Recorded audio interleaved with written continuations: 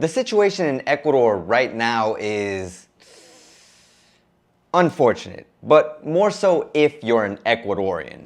But don't think that if you're a foreigner, you're off the hook just yet, because there are some things that do concern foreigners that we'll talk about a little bit later on. So let's talk about what Ecuador feels like for Ecuadorians right now. But before we begin, I will say that I do realize that there are other places in the world where the situation is probably much worse than it is here in Ecuador. But remember, the purpose of this video is not to compare with other places around the world. It's to give you some insight on what's happening in Ecuador and to tell you what it feels like from the perspective of an actual working Ecuadorian. So let's start with two of the things that are mentioned the most, which is the situation with the crime and the tax increase. And the reason that we're mentioning them both at the same time is because they do go hand in hand, since supposedly we had the tax increase in order to keep the police and military on the streets and thus mitigate crime.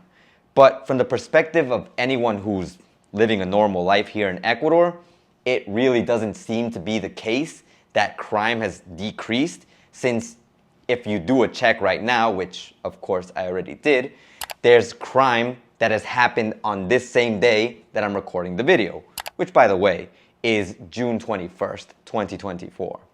And as you can see, there are certain things that are happening in the city that I'm actually living in.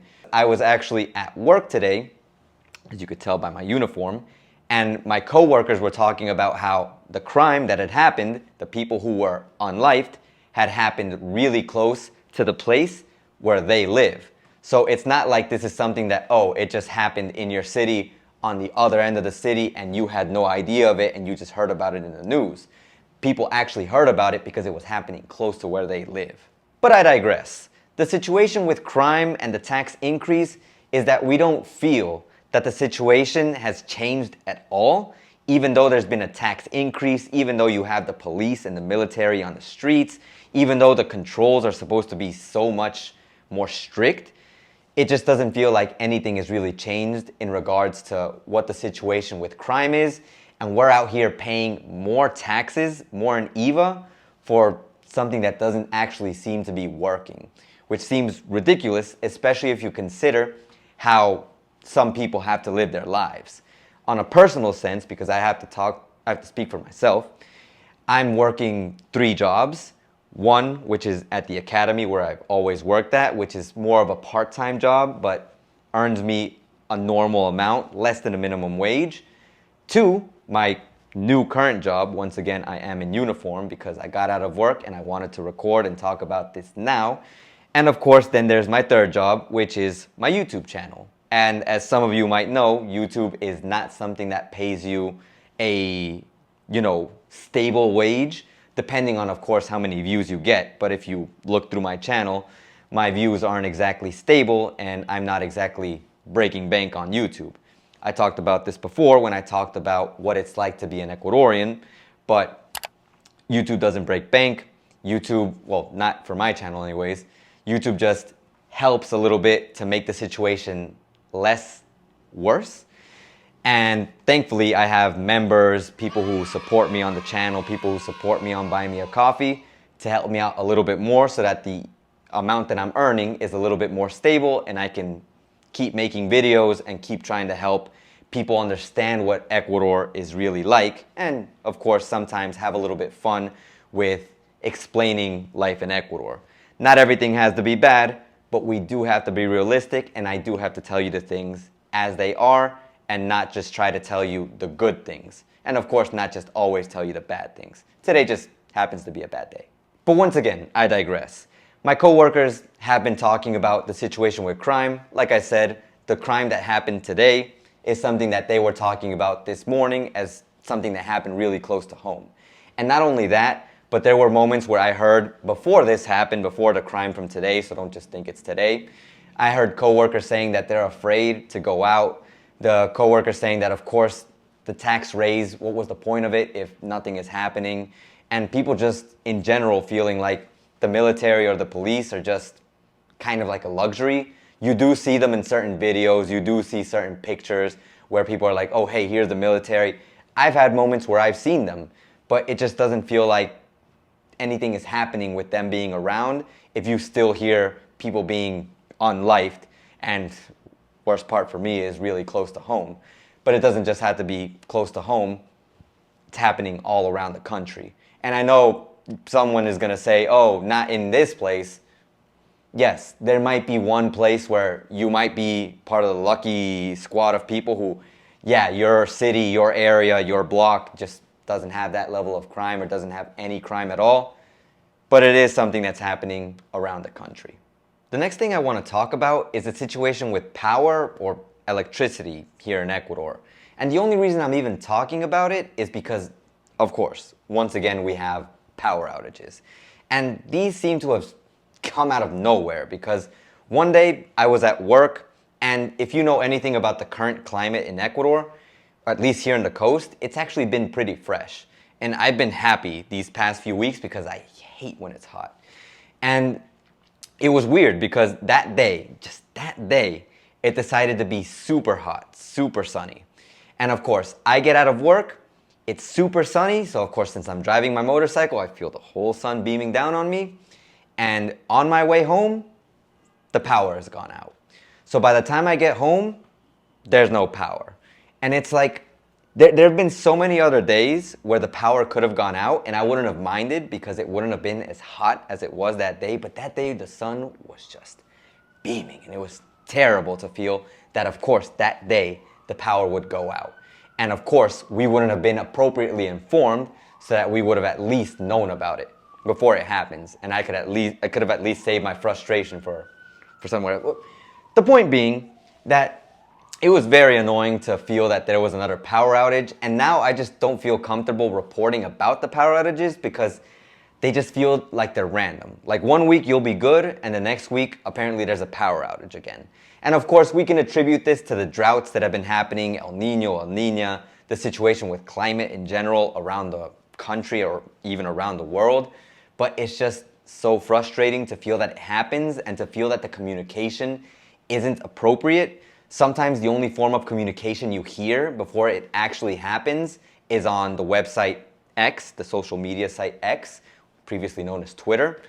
And really, I just don't feel that Twitter or X or whatever you want to call it is the ideal form to be communicated about this. And maybe I'm wrong. Maybe it was on a news report that I didn't see. Maybe it showed up on a newspaper. Maybe it was communicated through the correct form. But everyone I know, everyone who I've talked to, my coworkers, my friends, even my family, we had no idea there were going to be power outages. And it was just crazy to feel that there was another power outage after everything just felt like it was going back to normal. So yeah, that's the situation with the power outage.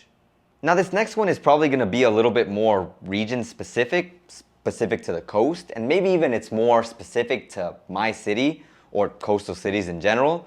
But it's the situation with the infrastructure. The situation with the streets just has me so frustrated. I am tired. And I'm really, really, really tired of seeing the streets in the conditions they're in. If you know anything about the city that I live in right now, Puerto Viejo, there was a time that this city was considered Puerto Hueco, which is literally like the beginning of the word Porto, the beginning of this city, and then Hueco, which is hole, because this city was full of holes. It was full of dirt all over the place. And thankfully, the situation throughout the years that I've been here improved. With the previous mayor that we had, and I actually have praised him on this channel, Mr. Casanova, the situation got so much better for Puerto Viejo. You saw a noticeable change in the things that Puerto Viejo, compared to what it used to be, like now it's just like, it was incredible. Was because now that we have new mayor, there have been a lot of complaints around the city that we're going back to basically what we were before. There are holes and craters, and it's annoying to see all the time, especially if you're someone who drives, because your vehicle does take damage every time you hit one of those holes. and sometimes you can't even see them. And the reason, once again, why I'm talking about all this is because I'm tired of it, and because I actually had a flashback to remembering where I actually blew out my front rim of my motorcycle falling into one of those holes. Thankfully, I wasn't going at a dangerous speed, and I did see it in time to just fall into it and not completely destroy myself going into that hole. But I do remember I broke my whole rim, had to pull my motorcycle when that had happened, and it was just terrible because it was an unnecessary, unforeseen expense. And oh man, it's just so frustrating to see how the city feels like it's deteriorating, and to feel like the whole time that you live in this country, the streets are just always like that.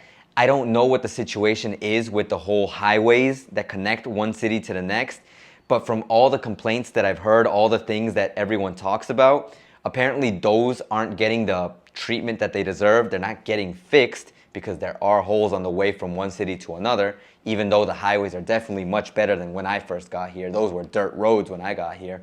But now that we have the highways, it's like people don't want to fix them. Apparently the current government doesn't want to fix them because those highways were constructed by a previous government. That is, of course, rumor mill. That could actually not be the case. But the alternative is saying that the funds that we're collecting in paying taxes, or the funds that we collect that are collected for paying taxes, aren't being appropriately used to fix the things that should be fixed. Because I did talk about it before. It's crazy to me that there's a street that I go by every day that for 2 years has the same hole that just keeps getting bigger and bigger. And of course, I'm not going to run into it because I know where it is. But someone who doesn't live here and who might just be passing by ends up going through that street and doesn't see it because maybe it's the nighttime and they don't exactly put something around it so that you know it's there, which was the same thing that happened to me when my motorcycle, the front tire, I blew out my rim because nothing was showing you that that hole was there. What's going to happen to that person when they come here and they don't know that that hole's there? There's nothing to warn them about it and they run into it. Goodbye front tire if they're on a motorcycle, and maybe front tire if they're in a car. It's just ridiculous, and I'm tired of it because there are so many ways to fix the city and make it at least look better, and it feels like the current government, at least for the city, the current mayor, is not doing his job as he should. And while I am, of course, talking about my city, the one that I live in, the city of Puerto Viejo, there are so many other cities around Ecuador, especially in the coastal region, that suffered through the same thing. Big props to the highlands, who don't have to feel this situation to the level that it is at, but I do know that even in the highlands, because I was in Quito, there are some streets that also have big craters, and I know there's gonna be people who are gonna just, I didn't see it. No, you're crazy because Quito doesn't have that, or highland cities don't have that, but we gotta stop turning a blind eye to these things and accept it for what it is and ask for something to be done about it. And this is my best way of asking for something to be done about this. If the mayor hears about this, or if someone who knows the mayor hears about this, or someone else who might be able to get in touch with the president maybe, or someone who's in power, tell them we're tired of this. Like, I'm tired of this. It's so frustrating. Now, as for the foreigners who might want to know what the situation is like in Ecuador, because that does seem to be the question that I get the most. Should I visit Ecuador? Should I travel to Ecuador? Or heck, even if you want to live in Ecuador, should I live in Ecuador? Well, maybe that's not the question you ask, but you do ask if it's a good time to move to Ecuador. Well, honestly, if you're asking about like the situation, especially with crime, with these power outages, like if it's just to travel, if it's just to visit, I think it's fine that you come here. You have my blessing. I won't say that it's going to be perfect, and I won't say that you're completely guaranteed to avoid crime, but as long as you are a law-abiding citizen, as long as you do take care of yourself when you go out on the streets, I talk about this all the time.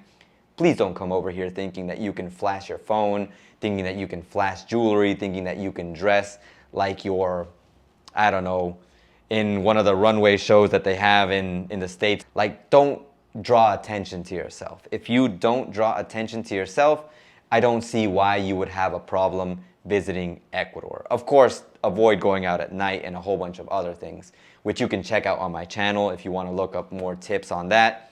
I do give some advice, and I have been telling myself that I do need to update that, but give me time. Work is not exactly helping me out in this. And if you're thinking of coming to live in Ecuador, that's where it becomes a little bit more ambiguous. And I say ambiguous because, I mean, how much are you willing to put up with? A lot of people make the comparison that Ecuador is not as bad as the United States. Ecuador is not as bad as some other country in the world where crime is happening. Or hey, realistically, Ecuador is not as bad as any country that's in war right now, that's going through some kind of war situation, as is the situation with Russia and Ukraine. Ecuador is not that bad.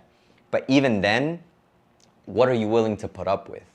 If you come to Ecuador and you're not happy that every 5 seconds you have to worry about petty crime, then maybe Ecuador is not the place for you, because you do have to worry about that a lot over here.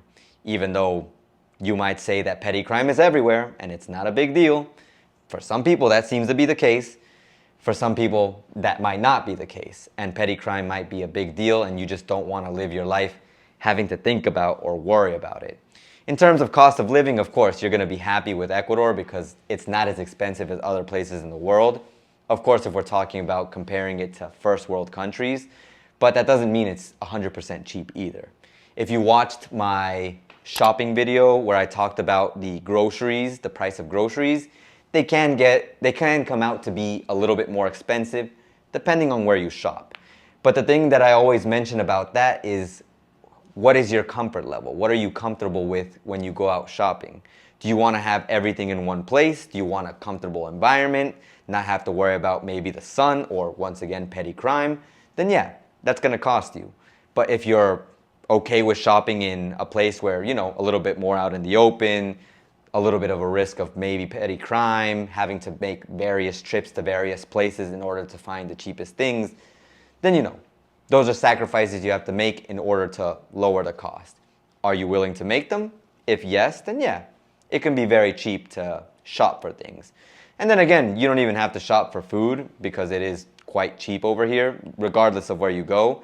There are the exceptions when you order these menu items that are more pricey, that are pricier, but it doesn't tend to be the case. Most people do come here and find deals on food. I always talk about encebollado, which is the ultimate dish, $2.50, $3 max, unless you're going to some expensive place. And believe me, just with an encebollado and some chifle, plantain chips, you'll be just fine.